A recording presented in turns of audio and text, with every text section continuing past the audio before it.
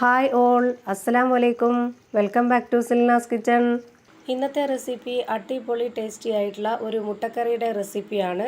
മുട്ടക്കറികളിൽ ഏറ്റവും രുചികരമായ മുഗളായ് മുട്ടക്കറിയാണ് ഇന്നത്തെ നമ്മുടെ വീഡിയോ. അപ്പോൾ ഈ ഒരു വീഡിയോ സ്കിപ്പ് ചെയ്യാതെ മുഴുവനായിട്ടും കണ്ടേക്കണേ, എന്നാൽ മാത്രമേ ഞാനിത് എങ്ങനെയാണ് തയ്യാറാക്കുന്നതെന്ന് മനസ്സിലാവുള്ളൂ. റെസിപ്പിയിലോട്ട് കിടക്കുന്നതിന് മുമ്പായി എൻ്റെ ചാനൽ ആദ്യമായിട്ട് കാണുന്നവരാണെങ്കിൽ പ്ലീസ് ഒന്ന് സബ്സ്ക്രൈബ് ചെയ്തേക്കണേ. ഒപ്പം തന്നെ ഈ വീഡിയോസ് നിങ്ങൾക്ക് ഇഷ്ടപ്പെടുകയാണെങ്കിൽ ഒരു ലൈക്ക് ചെയ്യാനും മറക്കരുത്. ഇനി നമുക്ക് റെസിപ്പിയിലോട്ട് അടക്കാം. അപ്പോൾ ഇന്നത്തെ ഈ ഒരു മുഗളായ് മുട്ടക്കറി തയ്യാറാക്കാനായിട്ട് ഞാനിവിടെ 3 മീഡിയം സൈസിലുള്ള സബോളയാണ് എടുത്തിട്ടുള്ളത്. ഈ 3 സബോളയും ഇതുപോലെ ഈ ഒരു വലിപ്പത്തിലൊന്ന് കട്ട് ചെയ്തിട്ട് എടുക്കുന്നുണ്ട്. ഇത് നമുക്കൊരു മിക്സിയുടെ ജാറിലേക്ക് ഇട്ട് കൊടുത്ത് അരച്ചെടുക്കാനുള്ളതാണ്. അതുകൊണ്ടാണ് ഈ ഒരു വലിപ്പത്തിൽ കട്ട് ചെയ്തെടുക്കുന്നത്. ഇനി കട്ട് ചെയ്തെടുത്തിട്ടുള്ള ഈ ഒരു സവോള ഒരു മിക്സിയുടെ ജാറിലേക്ക് ഇട്ട് കൊടുക്കാം. ഇനി ഇതിലേക്ക് മുഴുവൻ ഗരം മസാലയാണ് ഇട്ട് കൊടുക്കുന്നത്. പൊടിയാണെങ്കിൽ അങ്ങനെ ഇട്ട് കൊടുത്താലും മതി. ഇതിലേക്ക് എരിവിന് വേണ്ടി മുളക് പൊടിയൊന്നും ചേർത്ത് കൊടുക്കുന്നില്ല. അതുകൊണ്ട് തന്നെ ഒരു അര സ്പൂൺ മുഴുവൻ കുരുമുളകും ഒരു 7 പച്ചമുളകും ആണ് ഇതിലേക്ക് ഇട്ട് കൊടുക്കുന്നത്. ഇനി ഇതിലേക്കൊരു 60 ml കപ്പിന്റെ അളവിൽ അണ്ടിപ്പരിപ്പ് ഇട്ട് കൊടുക്കാം. ഇനി ഇതേ കപ്പ് അളവിൽ തന്നെ 1 കപ്പ് വെള്ളം ഒഴിച്ചു കൊടുത്തിട്ട് ഇത് നന്നായിട്ടൊന്ന് പേസ്റ്റ് ആക്കി അരച്ചെടുക്കാം. അരച്ചെടുത്ത മിക്സ് ഞാൻ മാറ്റി വെച്ചിട്ടുണ്ട്. ഈ കറിക്ക് വേണ്ടി ഞാനിവിടെ ഒരു 10 കോഴിമുട്ട പുഴുങ്ങി വെച്ചിട്ടുണ്ട്. ഇനി നമുക്ക് കത്തി വെച്ച് ഇതൊന്ന് വരിഞ്ഞു കൊടുക്കാം. മസാലയൊക്കെ നല്ലപോലെ പിടിക്കാനും ആ ഒരു മുട്ട കഴിക്കാനും പ്രത്യേക ടേസ്റ്റാണ്. അതിനുവേണ്ടിയാണ് ഇതുപോലൊന്ന് വരഞ്ഞു കൊടുക്കുന്നത്. ഞാനിപ്പോൾ എല്ലാ മുട്ടയും ഇതുപോലെ വരഞ്ഞു മാറ്റിയിട്ടുണ്ട്. ഇനി ഈ കറി തയ്യാറാക്കി എടുക്കാനായി ഒരു പാത്രം സ്റ്റൗവിലേക്ക് വെച്ച് ഫ്ലെയിം ഓണാക്കി കൊടുത്തിട്ടുണ്ട്. ഇതിലേക്കൊരു 80 ml കപ്പിന്റെ അളവിൽ 1 കപ്പ് വെളിച്ചെണ്ണ ഒഴിച്ചു കൊടുക്കാം. ഓയിലായിരുന്നാലും കുഴപ്പമില്ല. ഇനി ഈ എണ്ണയിൽ നല്ലൊരു മണം കിട്ടാൻ വേണ്ടി 2 ഏലക്കയും 2 ബേ ലീഫും ഇട്ട് കൊടുക്കുന്നുണ്ട്. ഇനി വരഞ്ഞു വെച്ചിരുന്ന ആ ഒരു 10 മുട്ടയും ഈ ഒരു എണ്ണയിലേക്ക് ഇട്ടൊന്ന് ഫ്രൈ ആക്കി എടുക്കാം.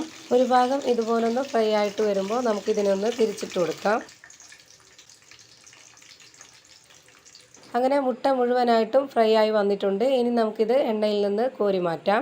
ഇനി ഇതിലേക്ക് നേരത്തെ അരച്ചു വെച്ചിട്ടുള്ള ആ ഒരു സബോളയുടെ മിക്സ് ഒഴിച്ചു കൊടുക്കാം. ഞാനിപ്പോൾ ഇതിലേക്ക് ഒഴിച്ചു കൊടുക്കുമ്പോൾ തന്നെ നിങ്ങൾക്ക് മനസ്സിലാവുന്നുണ്ടാവും, നല്ല പേസ്റ്റ് പോലെയാണ് ഞാനിപ്പോൾ ഇത് അരച്ചെടുത്തിട്ടുള്ളത്.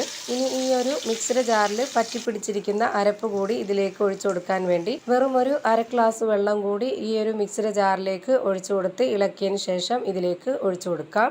ഈ കറി നല്ല കട്ടിയായിട്ടുള്ള കുറുകിയ ചാറോട് കൂടിയുള്ള ഒരു കറിയാണ്. അതുകൊണ്ട് തന്നെ ഒരുപാട് വെള്ളം ആദ്യമേ തന്നെ ഒഴിച്ചു കൊടുക്കരുത്. ഇനി ഇതിലേക്ക് കുറച്ച് കറിവേപ്പിലയും മല്ലിയിലയും ഇട്ട് കൊടുക്കാം. ഇതിലേക്ക് എരിവിന് വേണ്ടി നമ്മൾ ചേർത്ത് കൊടുത്തിട്ടുള്ളത് കുരുമുളകും പച്ചമുളകും മാത്രമാണ്. എരിവിൻ്റെ അളവൊക്കെ ഓരോരുത്തരുടെ ഇഷ്ടത്തിനനുസരിച്ച് കൂട്ടിയും കുറച്ചൊക്കെ ചേർത്ത് കൊടുക്കാം. ഇനി ഇതിലേക്ക് പുളിയില്ലാത്ത കട്ട തൈര് വേണം ഒഴിച്ചു കൊടുക്കാനായിട്ട്. ഞാനിവിടെ പാക്കറ്റ് തൈരാണ് എടുത്തിട്ടുള്ളത്. ഒട്ടും തന്നെ പുളിയില്ല. 80 ml കപ്പിൻ്റെ അളവിലാണ് ഞാനിപ്പോൾ ഇതിലേക്ക് ഒഴിച്ചു കൊടുത്തിട്ടുള്ളത്. അതിൻ്റെ കൂടെ തന്നെ ഒരു നുള്ള് മഞ്ഞൾപ്പൊടിയും കൂടെ ഇട്ട് കൊടുത്തിട്ട് ആവശ്യത്തിനുള്ള ഉപ്പും ചേർത്ത് നല്ലപോലെ ഇതൊന്ന് ഇളക്കി യോജിപ്പിച്ചു കൊടുക്കാം.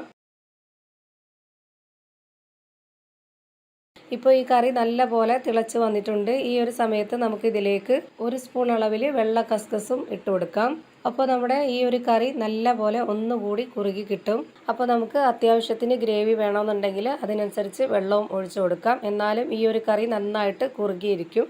ഇനി അടുത്തതായിട്ട് ഇതിലേക്ക് വേണ്ടത് ഫ്രഷ് ക്രീമാണ്. നല്ലപോലെ അലിഞ്ഞിട്ടുള്ള ഫ്രഷ് ക്രീമാണ് ഞാനിപ്പോൾ ഇതിലേക്ക് ഒഴിച്ചു കൊടുക്കുന്നത്. അതുകൊണ്ട് തന്നെ 60 ml കപ്പിൻ്റെ അളവിൽ 1 കപ്പ് നിറയെ ഇതിലേക്ക് ഒഴിച്ചു കൊടുത്തിട്ടുണ്ട്. നല്ല കട്ടിയായിട്ട് ഇരിക്കുന്നതാണെന്നുണ്ടെങ്കിൽ ഒരു 30 ml കപ്പിൻ്റെ അളവിൽ 1 കപ്പ് ഒഴിച്ചു കൊടുത്താൽ മതി. ഇനി ഇതിലേക്ക് ഞാൻ ഒരു 60 ml കപ്പിൻ്റെ അളവിൽ 1 കപ്പ് വെള്ളവും കൂടെ ഒഴിച്ചു കൊടുക്കുന്നുണ്ട്. ഇത്രയും ആവുമ്പോൾ നമുക്ക് അത്യാവശ്യം കറി ഉണ്ടാവും. ഇനി നമുക്ക് ഇതിലേക്ക് ഫ്രൈ ചെയ്ത് വെച്ചിരുന്ന ആ ഒരു മുട്ട മുഴുവനായും ഇതിലേക്ക് ഇട്ട് കൊടുക്കാം. ഇനി ലാസ്റ്റായിട്ട് ഇതിലേക്ക് വെളുത്തുള്ളി ഇഞ്ചി ചതച്ചത് കൂടി 1 സ്പൂൺ അളവിൽ ഇട്ട് കൊടുക്കാം. ഇത് ലാസ്റ്റായിട്ട് ഇട്ട് കൊടുക്കാനുള്ള കാരണം ആദ്യമേ ഇട്ട് കൊടുത്താൽ ഇതിൻ്റെ ആ ഒരു മണമൊക്കെ ഇതിനകത്തോട്ട് ഒരുപാട് അങ്ങായി പോവും. അത്രയും ആവണ്ട, ചെറുതായിട്ടൊരു മണം കിട്ടിയാൽ മാത്രം മതി. അതിനു വേണ്ടിയാണ് ഇത് ലാസ്റ്റായിട്ട് ചേർത്ത് കൊടുത്തത്. ഇനി ഇതെല്ലാം ഇളക്കി യോജിപ്പിച്ച ശേഷം ഒരു 3 മിനിറ്റ് നേരം നമുക്കിതൊന്ന് അടച്ചു വെച്ച് വേവിച്ചെടുക്കാം. ഇപ്പോൾ നമ്മുടെ നല്ല ടേസ്റ്റി ആയിട്ടുള്ള ഒരു അടിപൊളി മുഗളായ് മുട്ടക്കറി തയ്യാറായി കിട്ടിയിട്ടുണ്ട്. ഇനി നമുക്കിതിൻ്റെ ഫ്ലെയിം ഓഫ് ചെയ്ത് കൊടുക്കാം. ഇത് നമുക്ക് ചോറിൻ്റെ കൂടെയോ പലഹാരത്തിൻ്റെ കൂടെയോ എങ്ങനെ വേണമെങ്കിലും കഴിക്കാവുന്നതാണ്. നല്ല ടേസ്റ്റി ആയിട്ടുള്ള ഒരു കറിയാണ്. തീർച്ചയായിട്ടും നിങ്ങളും ഇതുപോലെ ഒന്ന് ട്രൈ ചെയ്ത് നോക്കണം. എല്ലാവർക്കും ഇഷ്ടമാവും. അപ്പോൾ ഇത്രയേ ഉള്ളൂ ഇന്നത്തെ വീഡിയോ. വീഡിയോ ഇഷ്ടമായാൽ ലൈക്ക് ചെയ്യാനും കമൻറ്റ് ചെയ്യാനും ഷെയർ ചെയ്യാനും മറക്കരുത്. അതുപോലെ തന്നെ പുതിയതായി ഞാനിടുന്ന ഓരോ വീഡിയോസും നോട്ടിഫിക്കേഷനായിട്ട് കിട്ടുന്നതിന് വേണ്ടി സബ്സ്ക്രൈബ് ചെയ്ത് ബെല്ലൈക്കൺ അമർത്തി അതിൽ ഓൾ എന്ന ഓപ്ഷൻ എനേബിൾ ചെയ്ത് കൊടുക്കാനും മറക്കരുത്. പുതിയൊരു വീഡിയോയുമായി വീണ്ടും വരും. Thank you for watching.